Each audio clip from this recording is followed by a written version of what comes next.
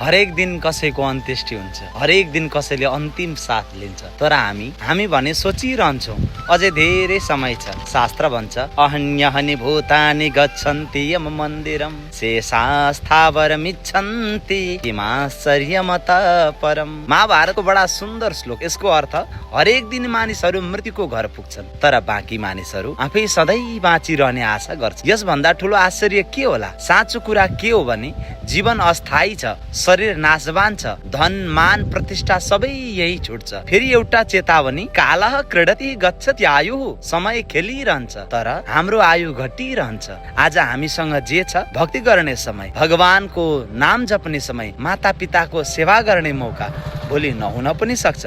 त्यसैले आजैदेखिबाट भगवानको नाम स्मरण गरौँ, सकर्म गरौँ, अहंकार त्यागौँ, किनकि अन्त्यमा हामीसँग जाने भनेको केवल कर्म र भगवानको नाम मात्र हो। राधे राधे। भिडियो हेरिरहनु भएको छ भने शेयर गरिदिनु होला।